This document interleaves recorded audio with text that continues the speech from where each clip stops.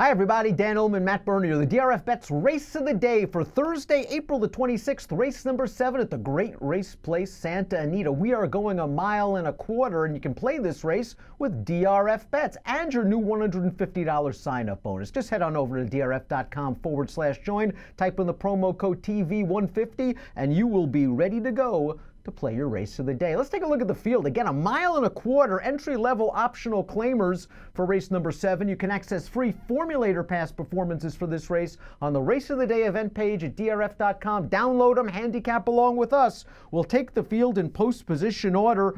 Matt, the number 1 upper room, second start Southern California, second start off a long layoff, and perhaps best for him, blinkers off, because this horse ran really well without blinkers in the spring of last year before the layoff. I'm not sure what we get from Upper Room, but I have a feeling this is a course from watching him run that 1.25 miles is going to be okay.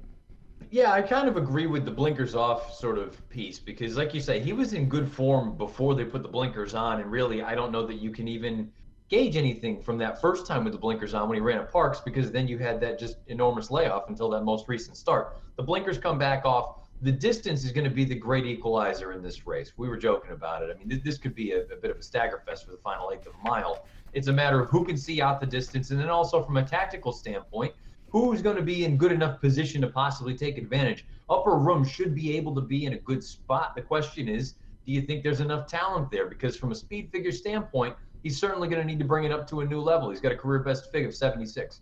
The class of the race, undoubtedly, is the number 2 Point Piper, who's taking a substantial drop in class.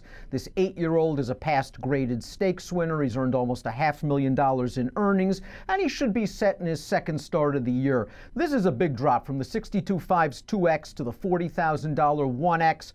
My issue with Point Piper is it seems like he's in the autumn or winter of his career. He really hasn't done his best running at Santa Anita, and I've always thought 1.25 miles is a little far for him. He gets bet based on reputation. He might be a little bit of an underlay.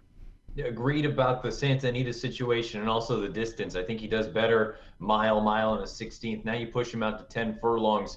I thought he didn't change leads last time when he ran, and I also thought inside was good, so I suppose him being 4 or 5 wide throughout, I suppose that's a positive for him. He kind of overcame the track, but at the same time, I don't know what kind of form he is in right now. Second off the bench, he should move forward, but distance and Santa Anita and taking money, it's just a recipe that I don't want to touch. He's trained by Jerry Hollendorfer, as is the number 3 Seau, and this is a curious distance play because this horse looked like he was going nowhere and nowhere fast. And then he won a couple of races, and last time out, his first time at this level, he ran okay, but he's a half to super saver, so 1.25 miles really shouldn't be a problem. Maybe if it comes down to distance pedigree, it's Seau at a price. Yeah, if you think just it turns into a staying fest or a staying contest, perhaps it is him. Like you say, for the longest time, he was just kind of wallowing away. He wasn't doing anything. And then he started to put it together a little bit. That most recent run, he was out finished going that mile and 16th. We'll find out if all of a sudden you can be a little bit more forward with him, be a little bit more aggressive, and maybe he takes up a stalking position. It's a tough game. This is case in point. It's a tough game. You get a horse like this where pedigree, you think you're going to get something, and he's just kind of been middle of the road at best. He's not for me here. He was outfinished by Kid Charming in that most recent race, and Kid Charming's connections, they've tried to stretch him out in the past. He's by Lemon Drop Kid. 1.25 miles should be well within his scope. The issue with Kid Charming is this. He has 0 early speed, so he is at the mercy of race and pace luck. The Timeform US Pace Projector is kind to Kid Charming's chances. There at Red Bar, we're expecting a fast pace. You see Kid Charming hanging out at the back of the pack. That last race indicates, I think, that Kid Charming probably figuring this game out. You slowly but surely, after 9 lifetime starts, hopefully he's put 2 and 2 together. I also think, I agree with the pace projector. I think there are a number of horses that want to be forward, maybe not necessarily speedballs out there or anybody going out there with crazy pace, but if there's enough of them that want to go, I think things could heat up. And if the finish, I know it's hard to make this comparison, but if the finish at 1 mile and a 16th translates to 10 furlongs, I think it's going to play to his advantage. But really, if you like this horse, you're hoping for the pace, because if the pace doesn't materialize, he's in deep water. One of the pace players who should be a big price is right next door. That's the number 5, Mongolian Grey Wolf, listed as a gelding in the PPs. This is a horse that's done all of his damage on turf. He's only raced once on dirt. It came way back in his debut, and he got beat 38 lengths. I guess he can show some speed in this spot. He's tough to recommend on his current form. I guess he's in here because his connections want to try this distance.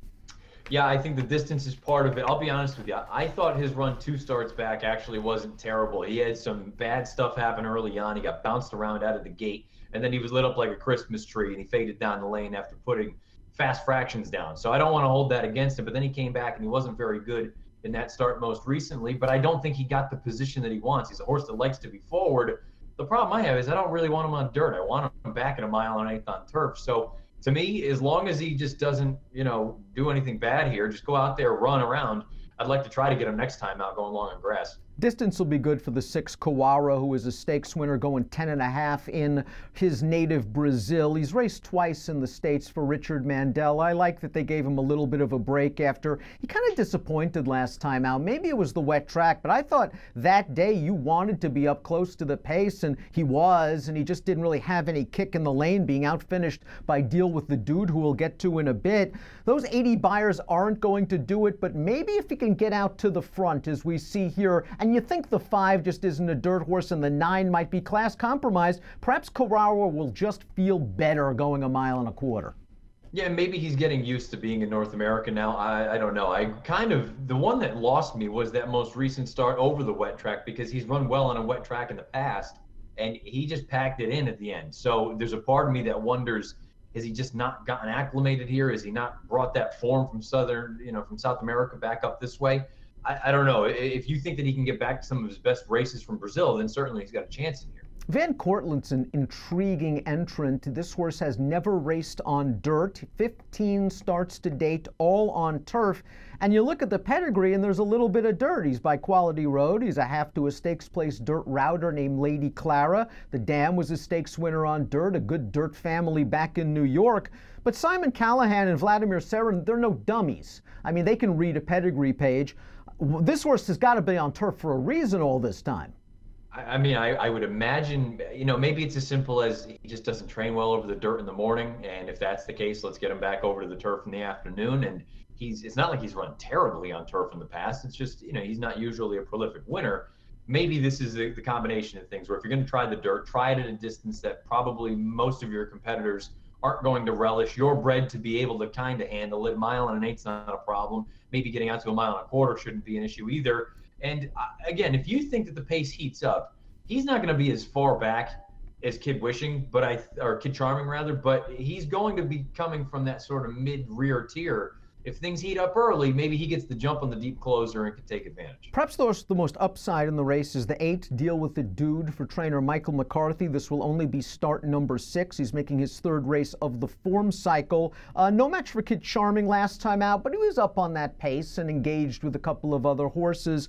His Beyer speed figure of 2 back in 87 came on a wet track. That's his career best. I think you always worry when you see a career best on a wet track, but he's so lightly raced. I really don't think a 90 Beyer is out of the possibility. I think he has a chance to do that, but I'm not sure that's good enough to win this race.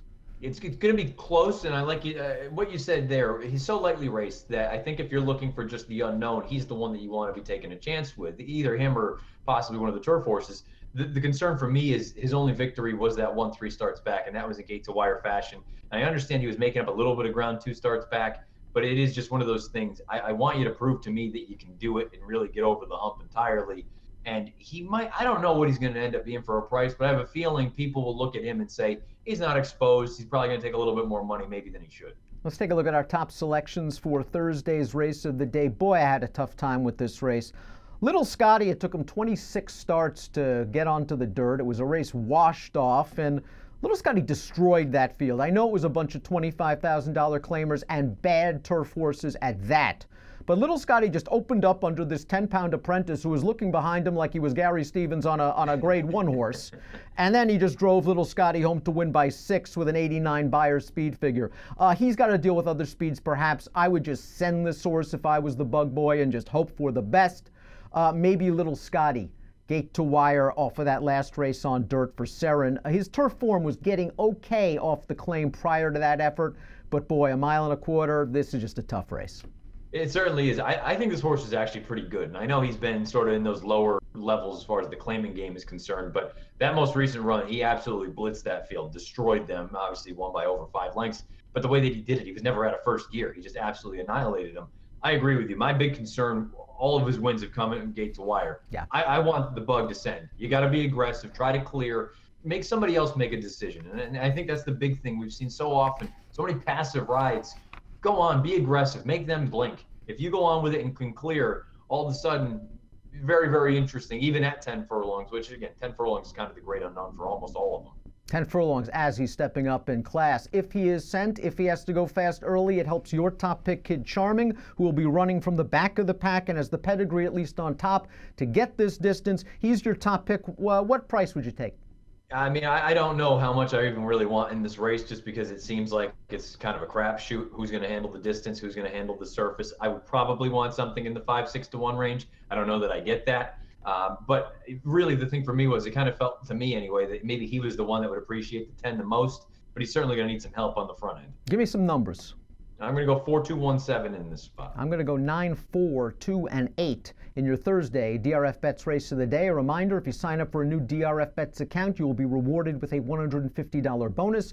DRF.com/join is where you need to go. Promo code is TV150. An approximate post time for race number 7 at the Great Race Place on Thursday, 3 o'clock Pacific. Best of luck.